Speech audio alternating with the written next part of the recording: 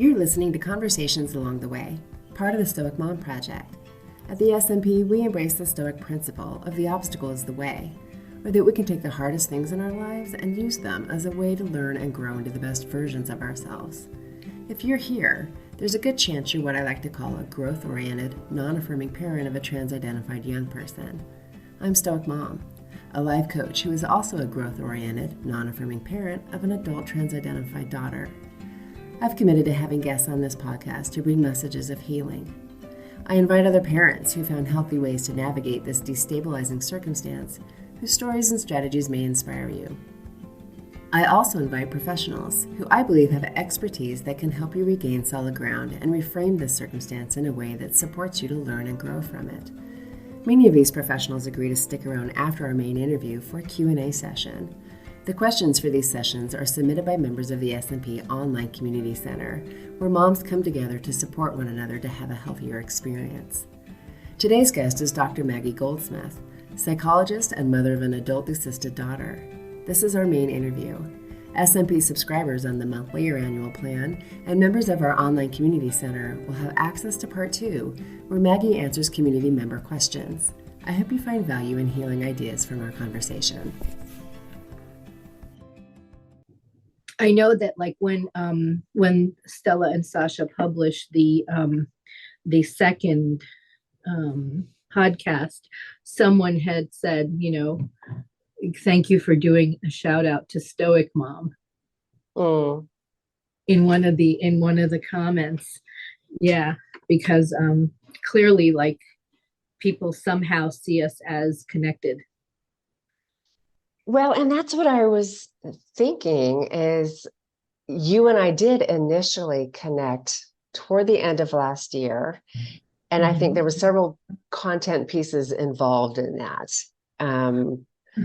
I had written an article titled How Will You Know, where I mentioned that first interview you did on Gender a Wider Lens, titled To my daughter's therapist, you are wrong.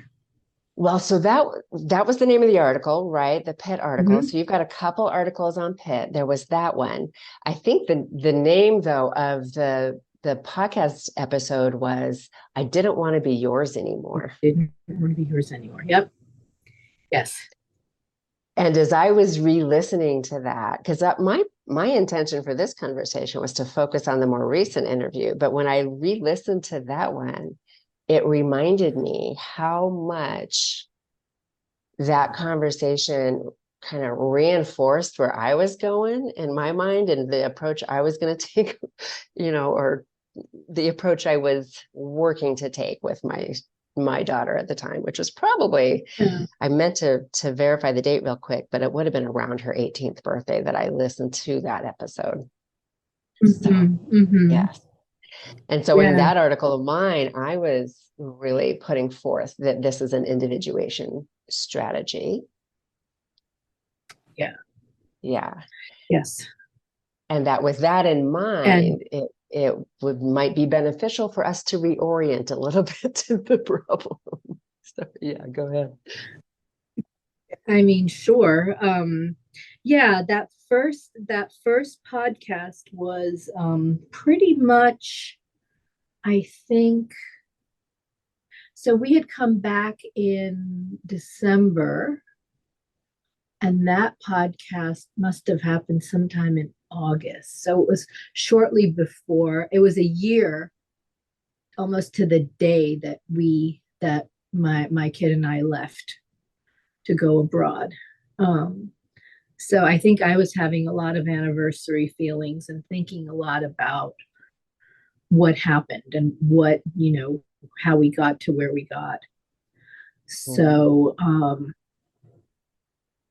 I haven't listened back to that one in a while, but I mean, it all just comes right back to me as soon as I get a question or two. So if I think that the parts that resonated with people was, I think, me saying that there's a big announcement in the beginning.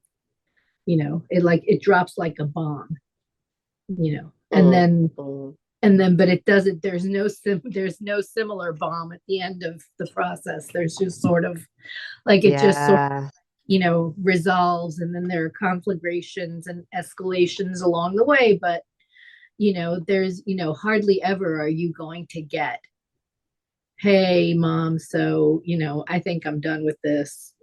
It's been a fun ride, but I think we're good. Right. Yeah. Definitely here at the Stomach Mom Project, a lot of moms, I think, find their way here after being in this for some time, and I definitely have lots of listeners who are still dealing with the trans identification, their kids. I do have moms that still have adolescent kiddos, that where there's still a big parenting role needed. But Yes. also lots of moms or parents who have adult trans identified kiddos who have either they're medicalizing, or they're estranged, or they're in various states of that. And Yeah. so a big I focus think, here. go Well, I was on. just going to say, a big focus of the Stoic Mom Project is to recognize, you call it a communication in that last episode on gender wider lens. And I think that's where Stoic Mom listeners are like, oh yeah, this sounds like what we get at the Stoic Mom Project, right? And I often call it an invitation to evolve the relationship. It is an invitation Mm-hmm. to evolve the relationship. It's an invitation to really sort of do what's missing, do what, either do the self-care thing that you haven't been doing, or to sort of look at your part in the relationship with this child, and to make some important decisions. I think you point that out too, also, that there comes a point at which it's no, you can't control what's going to happen. You can only really control your attitude towards what's going to happen, and how you're going to respond to it. Right. Interestingly, I say this also to the kids in my care, as a way of, like, like the whole the transgender project is it's a way of controlling something. Yes. It's a way of, like, asserting control over things that really, if you give it a little time, and if you wait 5 years, those things that you wanted to control are now irrelevant, and you don't need to control them anymore. But if you've medicalized, you're sitting with something that you did in an effort to control something that's no longer relevant, but you're still sitting with it.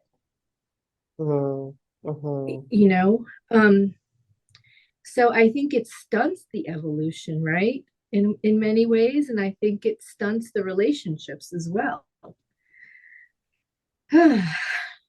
Yeah. So I have to admit that I don't listen to a whole lot of the gender related content anymore. My focus is on supporting parents with that invitation, I would say, because all of us have work to do, and all the time. Yeah. And so this came to my attention, this last interview, via some of the community members. It actually came up. Yeah, we have a monthly meeting in there, and a couple of the moms are really buzzing about that conversation, and mentioned that there had been a little bit maybe pushback of parents who, when they hear that, that this is an invitation or a communication for you to do something different, I think that can feel really threatening, and they get a little defensive around that. I remember being there. Yes. Being there and hearing that. I mean, nothing I say without, that's the thing. I don't say any of this without having, like, like I drank from the cup before I offered it to you. It's sort of like I'm the, like how the royals have people who like taste things before they do. Like I drank this before giving it to you, to Yes. drink from. Yes. And everything that I say, more or less, I've experienced on my own skin. Mm-hmm. Mm-hmm. And so I think that that's something that I would want folks to know, is that, if I'm saying these things, it's because I've been through it. And I Yeah. get how hard and how crushing it is Yes. to have to Yes. hear, you have to do that. You have to do one more thing. Mm, And then that mm, I'm saying you have to like not do something, though, mm. you know? Well, and I think part of the defensiveness is that if there's this invitation to do something different, then maybe that's also some indicator that somehow this was our fault. It- Well, I mean, everything is yes and no. You Mhm. know, everything is yes and no. I mean, we have agency in our lives, and Yes. we do things often without knowing how that's going to turn out. Like Yes. when I talk in the second essay, in the myth of the myth of sloppy parenting, I say that many of us, I, for example, went really whole hog into the attachment parenting process, right? With Yes. like, without really knowing, without really even considering that that might have some unexpected and undesired effects. Like I went into all of that, like saying, how beautiful, let's do extended nursing, and let's do co-sleeping, and let's do all of those things that seem, yes, this is how little humans were supposed to be raised. Look at all the other primate species. This is how they do it. Not realizing that, that may have some other unexpected consequences. And I do think that many of us parents who have kids who go down this path are definitely of that bend. Mhm. I don't know about you, but I was certainly of the, ooh, let's make bread at home, and let's make everything perfect, and let's focus on this child-led and child sort of centered thing, not realizing that that sort of it has side effects that we don't know yet. So even there, what I'm saying is that we do things, yes, we are responsible, but we do things with the best hopes in mind. We don't do things because we want to damage our children. It just so happens that we don't do what we do in a vacuum. And there are other forces sort of, acting upon these individuals. Yes. And you as an individual mom don't have enough resources to counteract them, to counteract those Mhm. forces. So yes, Mhm. we are responsible, we are to blame in a way, but in a way we're not, because, like, I mean, every parent messes up, right? It's like every parent makes mistakes. That's part of the deal, is you make mistakes. Especially like the first kid is like a guinea pig very often. It's like, you have no idea what the So heck much you're of doing. parenting is hindsight. Yes. Yes, yeah, of Mhm. course. And Mhm. so, yes, yeah, but that being said, there are things that you can do. Yes. Like you are still capable of doing things or not doing things. You are still capable of, what I'm saying is, you are capable of impacting the trajectory just like you were capable back then. So you do have agency, but there's a certain way in that agency now has to play out, and it's got to be different from how it was. Mhm. I think Mhm. particularly I have in mind, the parents who and I think you're going to agree with me here, the parents who get into like, I have to send my kid this podcast. I have to like connect my kid to have a conversation with a detransitioner. I have to do all of these things to like, cognitively battle this. Mhm. And I think what I'm saying is like, no, you have to not do any of those things, Mhm. Mhm. Mhm. because if that was going to help, it already would have helped. Right. That's not what the message is here. The message isn't to show me how much smarter you are than me, mom. The Mhm. message isn't to show me how much better you can do the research than I can. The Right. message isn't, that's not the message. The message is something is wrong in the way that we're relating. Something is up. Well, and I don't even know necessarily that it's something is wrong, but again, something needs to shift Yes. because this is, I think, for so many, an individuation strategy, Mm-hmm. and it's what is available in this time and place, and I think we can spend a lot of time talking about attachment parenting, which was a very intentional choice for most of us. We Mm-hmm. chose attachment parenting for the beautiful promises of it, Mm-hmm. and before we jump into that, I just really wanted to clarify this aspect of, and in fact, I had a community member say something really beautiful about this. Let me grab that comment. She said, looking to improve ourselves is not the same thing as thinking we are at fault. Mm-hmm. Right. And so, yeah, it's that simple. Yeah. When life is going to bring us these types of destabilizing circumstances, and every time it's an invitation to us to look at how we're showing up and to Yeah. where we can evolve and become a better version of ourselves. Yeah. And so, yeah. Yeah. Yeah.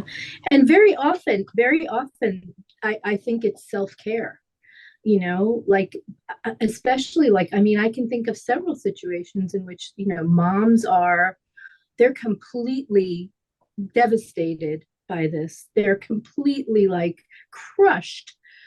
Mhm. They can't get through a day without having like six bouts of tearfulness. They Mhm. can't work, you know?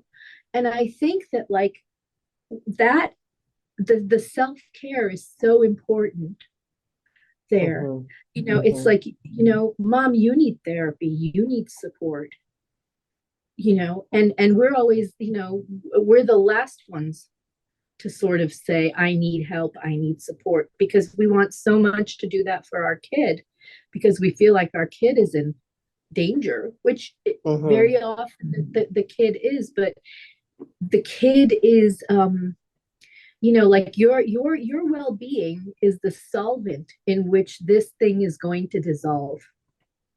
you Yes, know yes. Mhm. Mhm. this, Yeah. the relationship, the health of the relationship is the solvent in which this is going to dissolve. Mhm. Mhm. And there is so much to be said about that. Yeah, there really is. When you said we can still impact the trajectory, and Yeah. yes, it's choosing, I guess, how we're going to do that. What does that look like? And I think some moms become so focused on desistance, and Mm-hmm. that becomes all that matters, right? Mm-hmm. Whatever it takes to get my child Mm-hmm. to desist, Yeah. and oftentimes that does perpetuate the dynamic, even deepen the existing Mm-hmm. dynamic that the child is trying to shift. That's exactly right.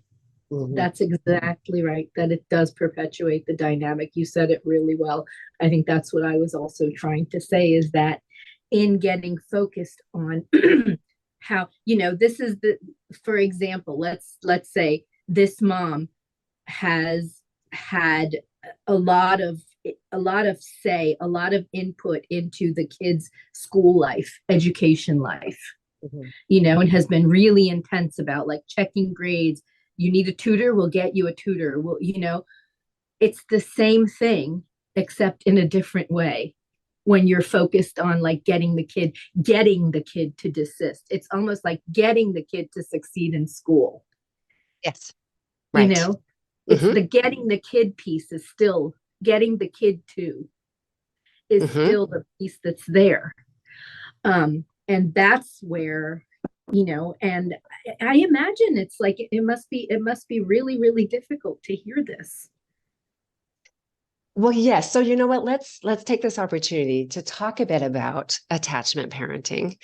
Yes. And you bring it up in that article because a piece of advice you received was that maybe you should have been a more authoritarian parent. And so there was this implication, that we were sloppy parents, which is so not the case. We were incredibly intentional, Yes. and the beauty of attachment parenting is this idea that, little humans come into this world with certain expectations, of their parents. And attachment parenting is all about providing those circumstances, right? That the little human is expecting. And I still think it's a beautiful way to parent. Who knew, that it was going to create this sort of, I would say, high attunement.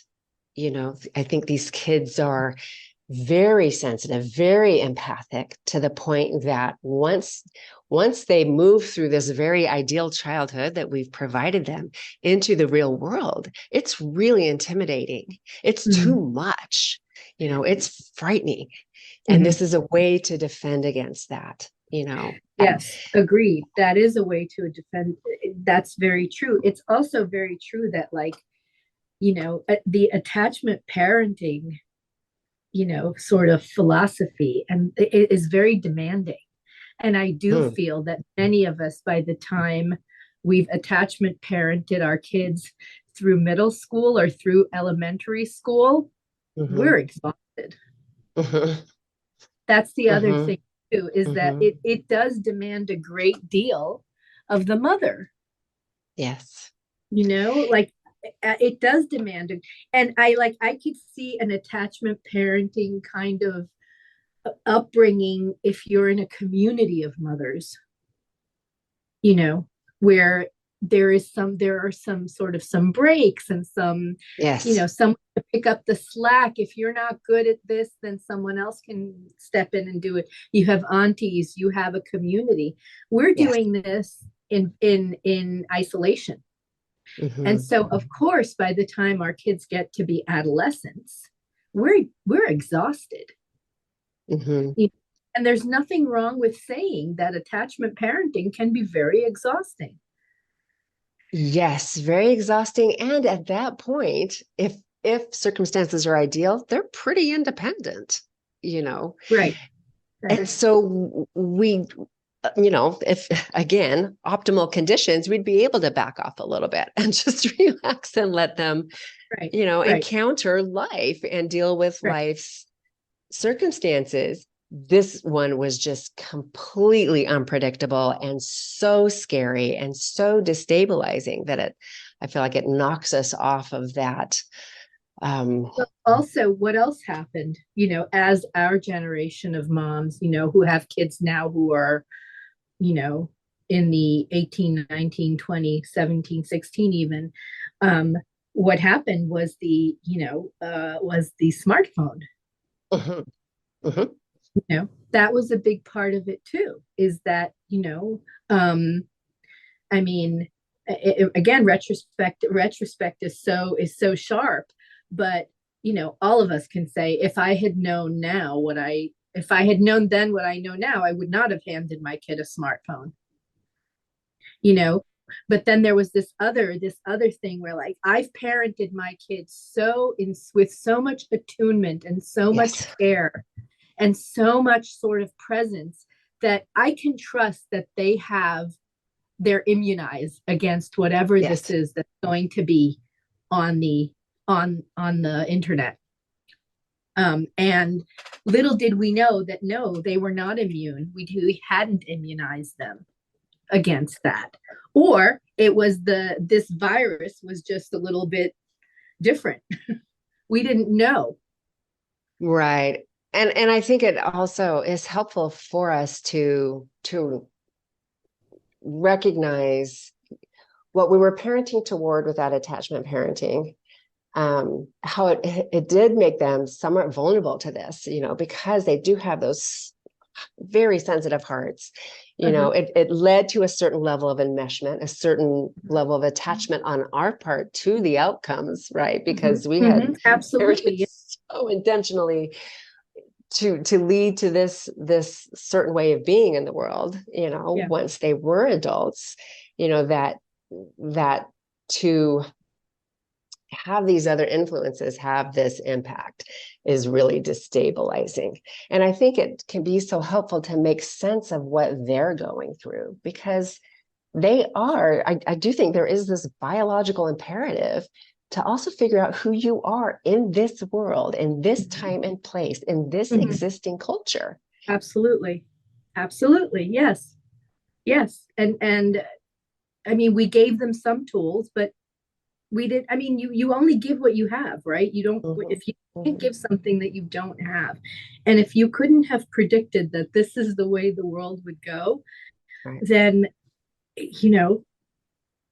there you have it. I also say at the end of that second essay, the myth essay, that, and maybe I don't say it clearly enough, but I do feel like the relationship that was built through attachment parenting is what I think enabled my child to trust me to help her come through this.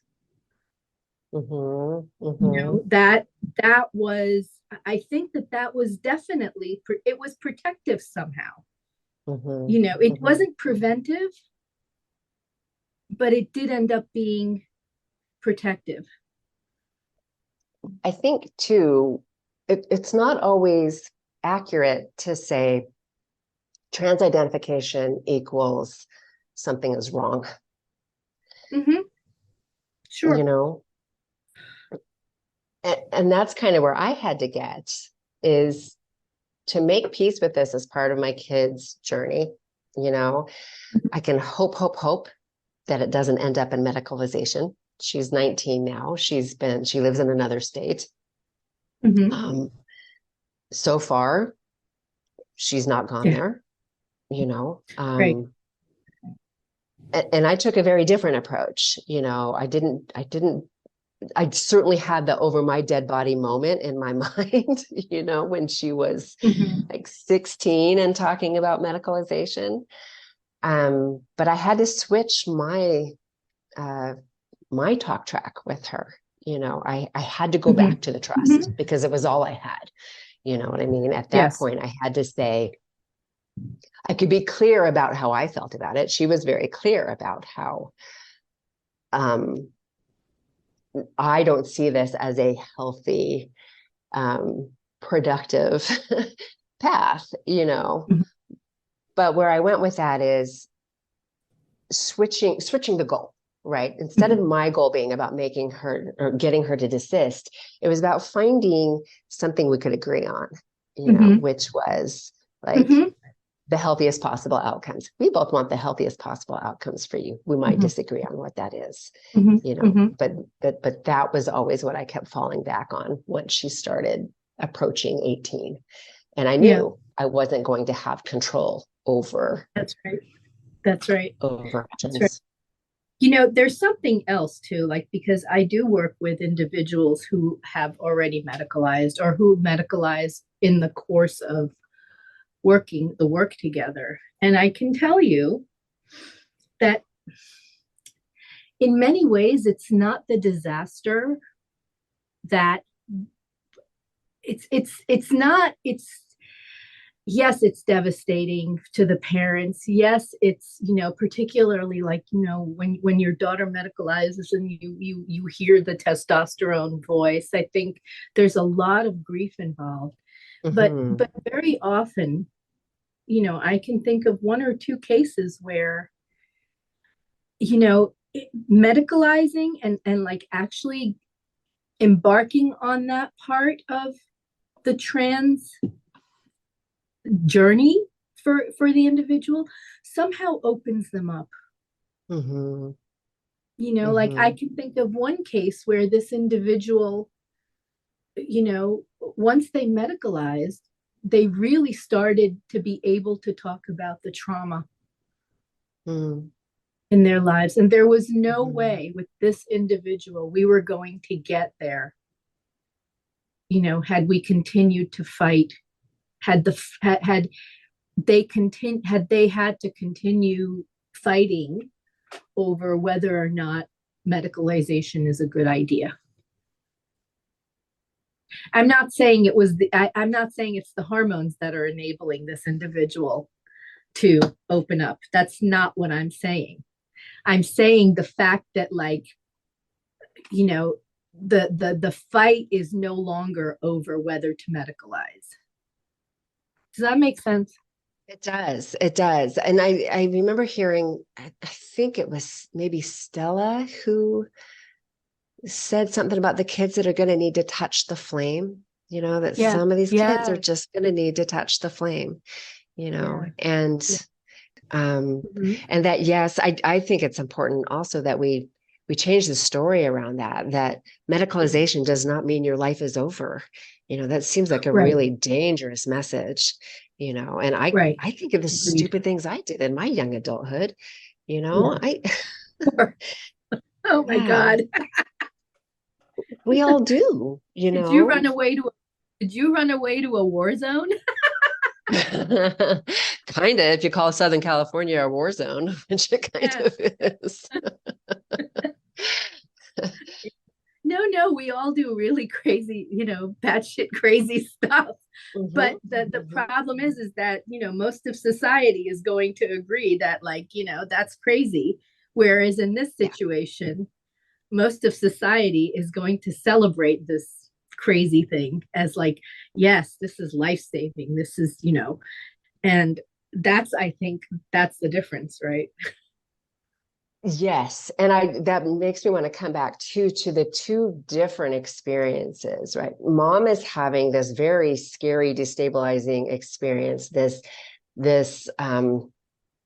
compulsion to rescue her child from this Mm-hmm. very dangerous pathway that we see could, you know, have such a negative impact on their life.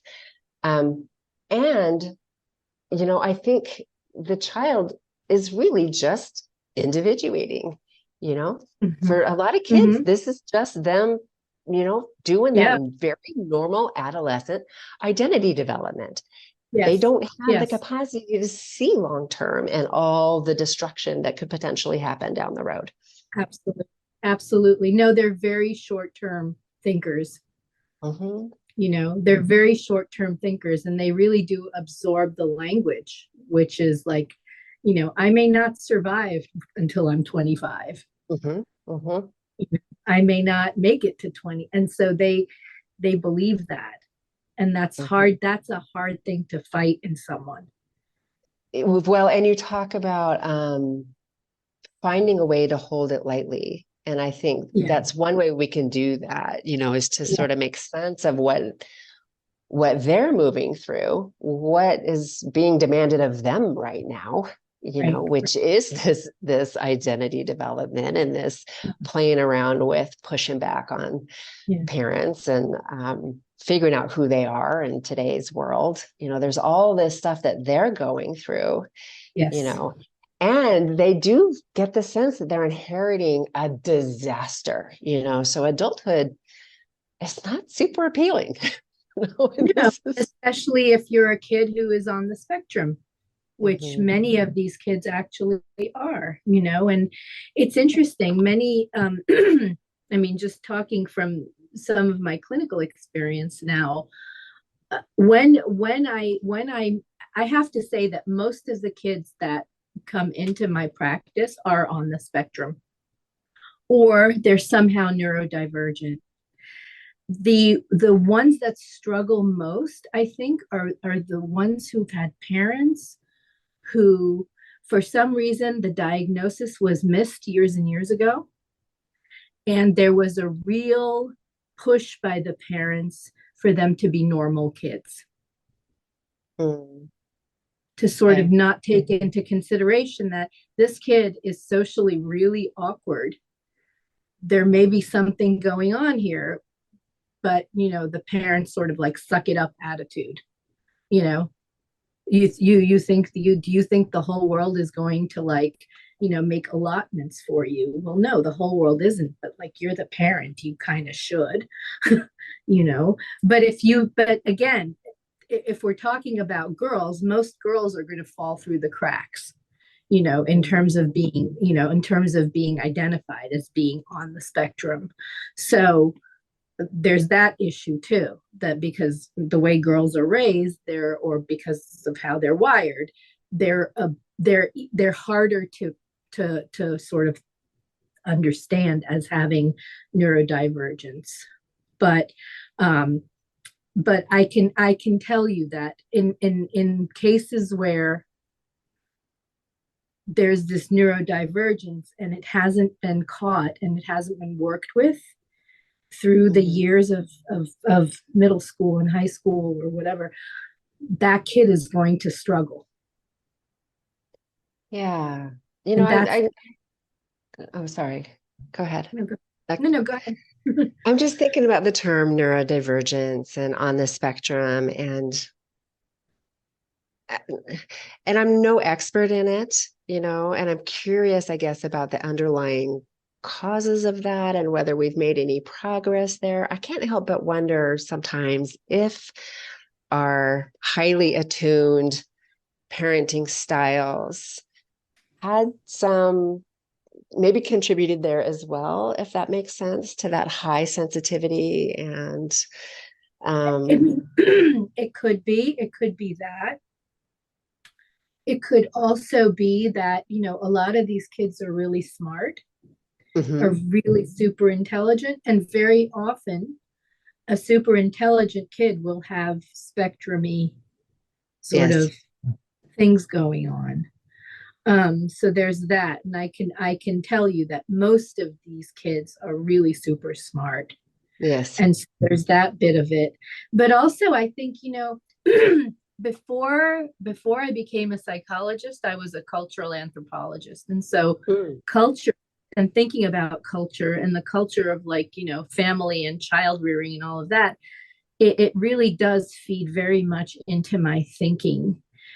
So why are there more? I think that there are more diagnoses of autism and ADHD and things like that in our culture in America, North America, than anywhere else in the whole world. Right.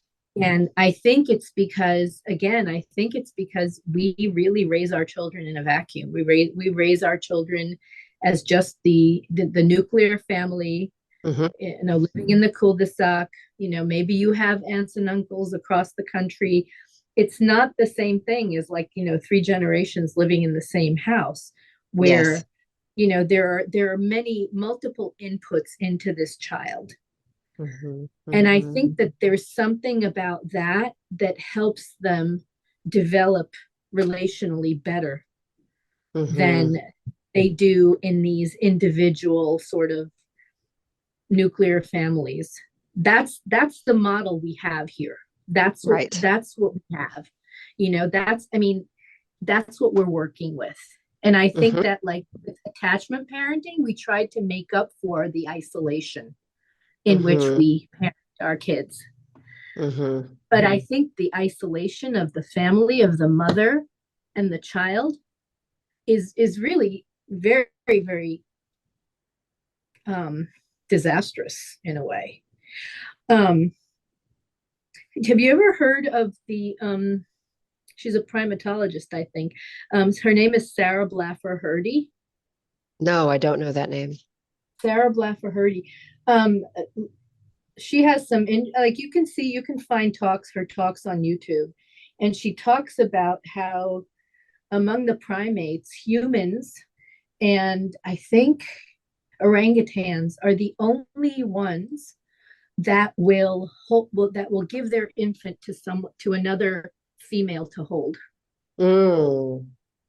Wow, interesting. Whereas other primates, the infant will ride on the mother for 6 for, I don't know, 6 months, a year, 2 years, until they're mature. But because our infants are so, and it may have to do with the fact that our bodies aren't hairy in the case of humans, like the infant can't cling on to us, and we can't like get on with the rest. So we have to be able to create social situations in which we trust people to hold our infant while we're, I don't know, going and digging up grubs or something or whatever we're doing that. We haven't evolved out of that in a way, but we are acting as if we have. We are acting as if we can do this. I can do it all on my own, Well, it's that conflict between, or that tension between what this little human is expecting, the conditions that are optimal for their development and the world we live in, and how we can't give them all of that. It's impossible right now. And we so don't in a have way, the supports in place. Right. In a way, it kind of exonerates us, right? As parents, like, we didn't know that's like, that was so key to the raising of these little people, that they really needed, a bigger community than just mom and, that sibling and dad, and maybe a grandmother. Like they need more people. They need more people to mirror with.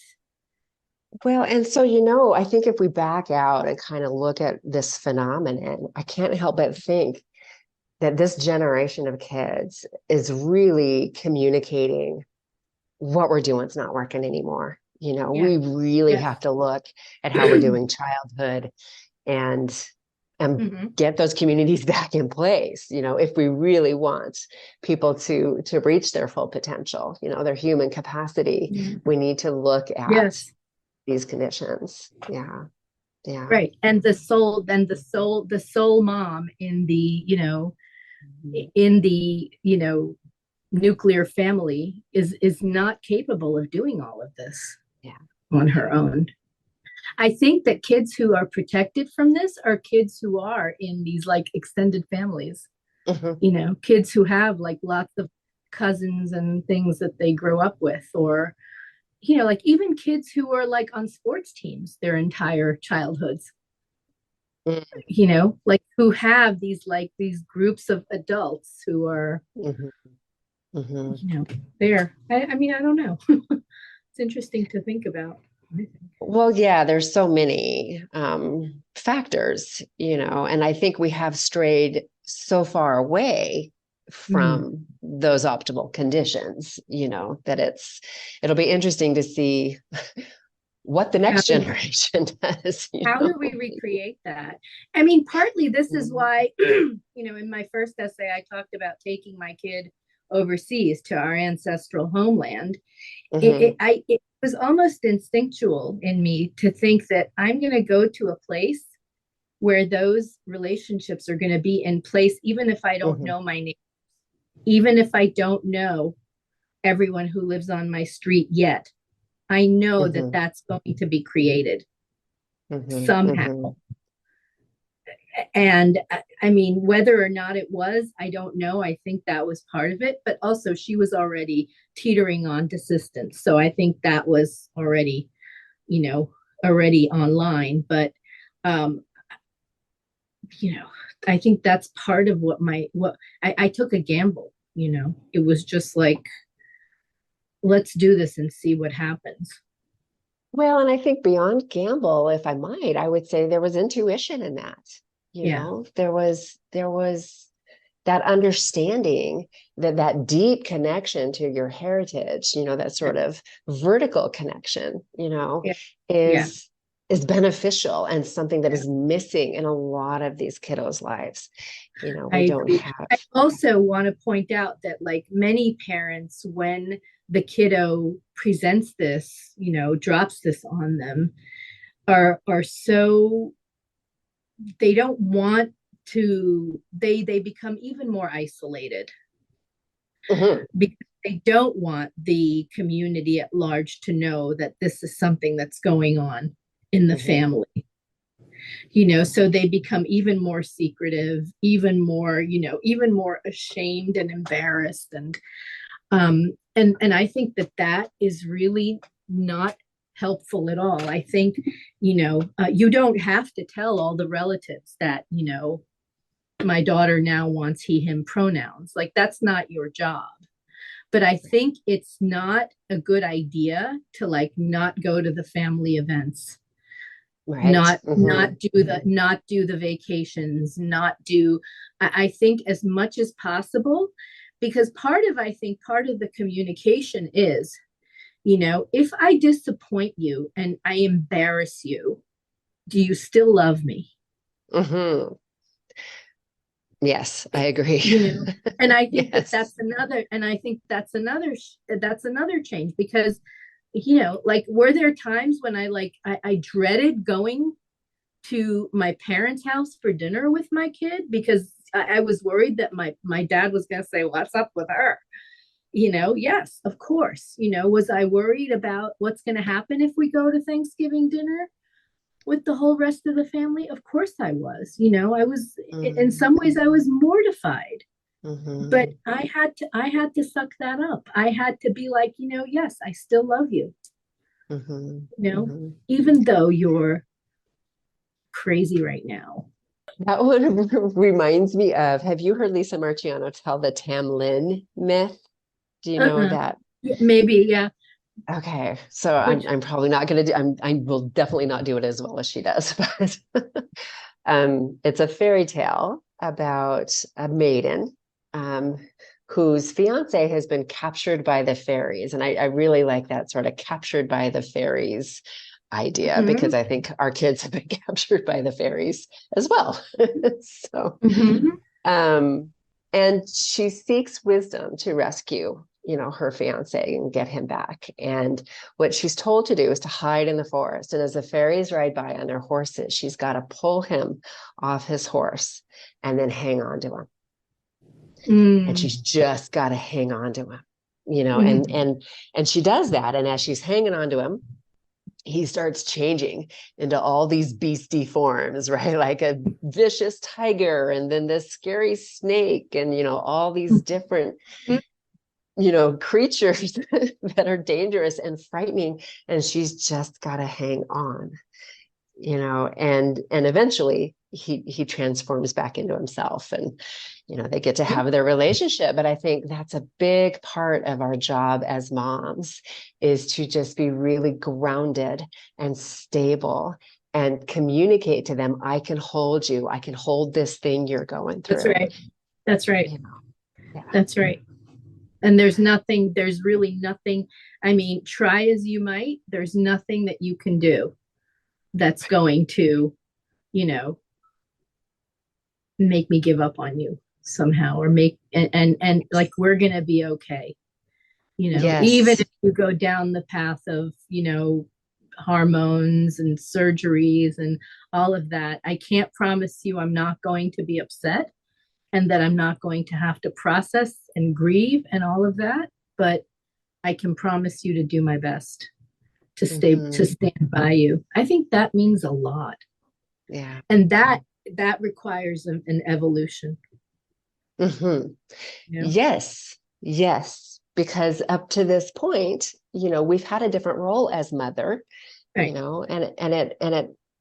And now we need to, I think, have some faith in the foundation we gave them. Yes, absolutely. And trust that they will eventually move through this. And unfortunately, they might not come out unscathed on the other side. There might be evidence of this. Right. Yes, of this time in their life. Yes. Yeah. But, yeah, it's just how it is. Yeah. And I think I took a little bit of a risky approach. And like I said, that conversation really impacted me when you said your daughter didn't want you to think you'd saved her life. Oh, yeah. Yes. Yes. And Yeah. so how tricky is that, because I think too, we're grappling with our own emotional need to be seen for this intentional parenting. We think we're going to get gratitude. we're going to, no, You're being not a gonna mom get, is a shit job. yes, no, you're not going to get any. If you get gratitude, it's going to be if and when they have their own children. Yes, exactly. Yes, that was a Maybe. huge awareness for me. Yes. Yeah, was It's not until recognizing. that moment that you realize what a pain in the ass the whole thing has been, Yes. and it's so funny because I tell my daughter, I hope you have one just like you. Well, I think I did. I think I she had says, one. no thanks. No thanks. Well, honestly, that helped me too, was to recognize I kind of did have one just like me. And that Yeah, she's absolutely. that means she's going to learn a lot of things the hard way. And she taught me that very young, Yep, and that's absolutely. painful. That's painful for me Oh, to it's know she's incredibly got. painful because it's like, do you really want to reinvent this wheel? I'm telling you right here and right now, this is how it should happen. I And have she's so like, much no. wisdom. Yes. Just And she's listen to like, me. screw you, I'm not interested. Yeah.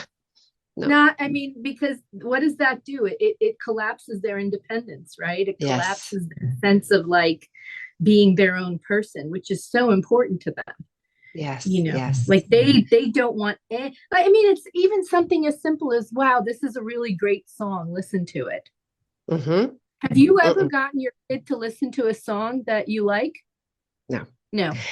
No. And here's another thing I noticed, and it was right at the end, and wishing that I would have let this lesson sink in sooner, because we did end up moving. So she was far from, this friend group, and I did become a primary companion, which, pros and cons, right? But it Yes. did give us Oh lots yeah. of opportunity to spend time together, and we consumed a lot of her content. And it hit me at one point that I was always looking for every angle to turn it into a learning opportunity. And she was so Oh, on to me, yeah. so on to me, and so not into that. Like, okay, Yeah. it's not fun to Yeah. hang out with you when I know that Yeah. you are, looking You're for looking every. for, yeah. Yeah. Yeah. Mine would walk out of the room. She still walks Yeah. out of the room. Mm-hmm. She still walks out of the room whenever the conversation sounds like it's going to go to the teaching moment of like, Mm-hmm. if you just wait it out, you'll be fine, or anything like that. Like, it's Mm-hmm. just, she does not want to hear it. She doesn't want to hear it. It's still like that. And it's sort of like, yeah, we don't remember that we hated when our parents would do that to us. And yet here we are doing it. Yeah. Yeah. Here we are saying, you should do blah, blah, blah, blah, blah. Right. Like, no, I don't want to do any of that. And now, and even here's the other thing I noticed. It's like, even if I did say something like that, or if she was on the same page, even when I said it, Yep. sometimes she would come to this on her own. And if I said it, it's like I contaminated it. Oh, I can't do that now because you offered it. Absolutely. Absolutely. Yes. Yes. 100%. You're right. Yeah. They just can't, they don't want it. They don't want it. It's like, I didn't, yeah, she said, I didn't want you to think you saved my life. Yeah. Yeah. Yeah. And I didn't want to be yours anymore. Which I think I think, to me, what I'm hearing is, parents these days get so much credit for their kid's experience. If the kid is doing well, we give the parent credit for it, and I knew it had to be, I mean, that's where I came to in this journey with her. It has to be hers. She has to own it. She has to own these choices, and so, and that sort of rejection of I'm not going to be who you think I'm supposed to be. Like, that's my imperative right now, is to not be who you think I'm supposed to be. That's right. So, I'm not going to be your creation. Right. bingo right there. I'm not gonna just to, I didn't ask to be born. I didn't ask you to make all those sacrifices you made, and I don't owe you anything. Right. And you You don't get chose credit for my experience. Yeah. Right. Because, like, guess what? You signed up for this, Mom. You signed up to have a kid and whatever complications that brings. So, tough. That stings, that stings so Yes, bad. that hurts. Like you're just going to have to be content with whatever gifts they give you. And every little thing they give you is a gift.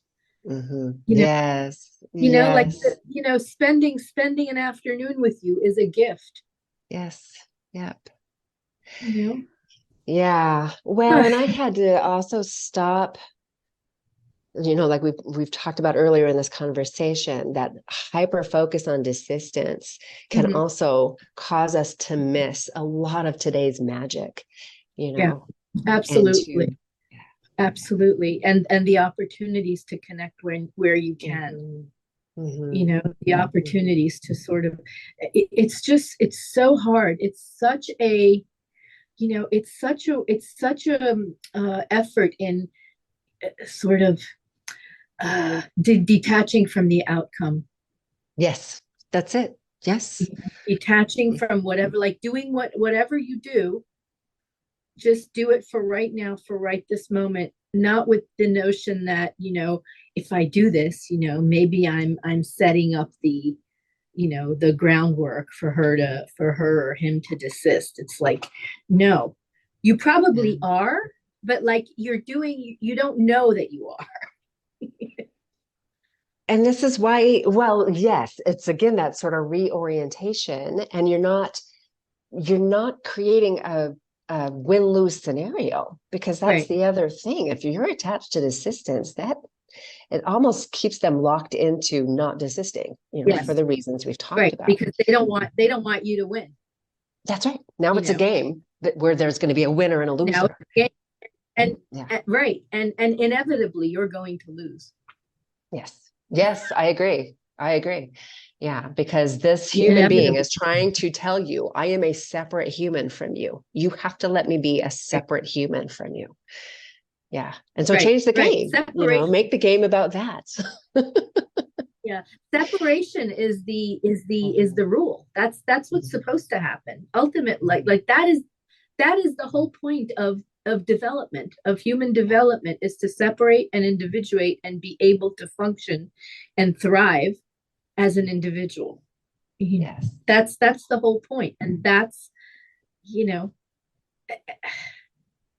just that they scare us so much with this.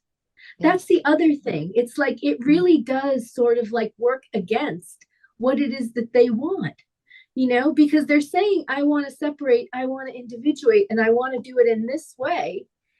And you're thinking, why are you doing it this way? Like, well, why? And this way's wrong, and we need to stop this right now because it's too scary for me to handle. But I mean, it is scary. It's just objectively, it is scary. There are scary things about it. There are scary things about it. Absolutely. And there is something self-destructive about it. Not to say that every individual won't thrive if they choose to go down this path. But I mean, for a kid who has multiple comorbidities, who probably has has an eating disorder down there somewhere, like those things are not getting resolved. Well, yes. Yeah. I think about how much of it is about control. Yeah. So, you and I've got some great questions from the community members. And so, and that will get published separately from this part of the interview. So it'll be in 2 parts. So as a way to sort of wrap this one up, I know at the end of the conversation with Sasha and Stella, you talked about getting support, that it's important for moms to get support in this work. Yeah. Very much Find the so. village. Yeah.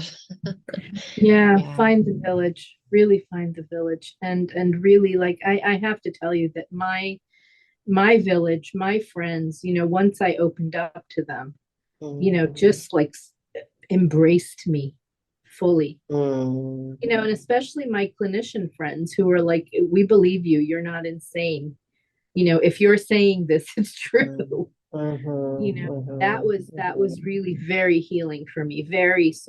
The support I got from my village, once I was able to reach out to them, and once I was able to sort of get over myself, you know get over this, uh how could this be happening to me? I'm Yeah. supposed to be better than this. I did so much. I was the attachment parenting guru here. Well, and it's certainly not fair, right? I mean, that's the other No, aspect of this is, yeah, because we did not earn this somehow. no, You know, no, no, no, not this. you know yeah, yeah, not like I've this. heard moms say, give me drugs and pregnancy any day of Oh, the week. totally. I know. I have had that thought myself. Yeah. It's like any day of the week. Ooh, That yeah, we for can deal with. sure. Yeah. And I know some moms have felt really maybe betrayed or alienated or not accepted for um not affirming their kid. It is Yes, it is tricky out there. It can be really it is precarious. very tricky. Yeah, And I it do is. think it's important to find those people that can hear Yes. you, can see you for the experience you're Mhm. having, Yes. and Yeah. that can be difficult to do in some circles. Very So, difficult. Very yeah. difficult. Yeah. And I mean, I had those too. I had those who said, you know what, who Yeah. when I decided I'm going to take her out of the country, one person said to me, "You're abandoning your son." That was Mm. devastating to hear. And then, I had others saying, just go with it. This Yeah. is, just go with it. Yeah. Give her the support. Take her to the gender clinic. Well, and that's also, it also makes me want to lift up before we wrap this up too, is just how important it is for us to recognize the complexity of each situation, right? We all have this whole family constellation we need to take Mhm. into account, and it really does. I think it's really important to figure out how to tune back in to our parenting intuition. Yeah, Nobody knows our family like we do, right. and we are, and that was something else I wanted to touch on is your moms are powerful comment. Yeah. Like Yeah. mom does have a huge impact on the family. The energy there matters, and you do know your family better than Yeah. anybody. And for the most part, that's true. You Mhm. know, for the That's true. most, That's not going to be universal, but but for the most part, that is true. That mom knows. That mhm. mom knows what's up. And it's important to manage your own energy because it is So going to impact the household. so Yeah, important. Really key. yeah, yeah, yeah. Okay. Well, I might use this opportunity to plug the Stoic Mom Project community because for those who can't, who Yeah. don't have that support out in the real world, this is definitely a Yeah. community of moms who are going through it, who are doing this work. So, Yeah. yeah, So yeah. important that you have that going on. Yeah. Well, thank you for this part of the conversation. And I think it's so helpful for them to listen to moms who also have the same, we share a passion for, I think, optimal human health and development, and have been Yeah. through this with our own kids. And so to hear Yes. conversations like this are so helpful. So thank you. And I'll be sure to link all the content, that you have out there right now. Your story is, I think, pretty well known at this point among moms going through this. And so those two gender wider lens interviews, as well as those two articles on PITT. So thank you. They've been beacons for so many moms. So we appreciate your I'm story. so glad. So glad. Yeah. You've been listening to Conversations Along the Way, part of the Stoic Mom Project. If you're interested in connecting with other growth-oriented, non-affirming moms, consider joining the SMP Online Community Center. This is a private, vetted community hosted on Mighty Networks and created specifically for moms who share this circumstance. For more information and to express interest in joining, please visit the SMP Community Center tab at stoicmom.substack.com. Thanks for listening, and always remember, humans have amazing capacity for overcoming adversity and healing. And I'm pretty sure you're human.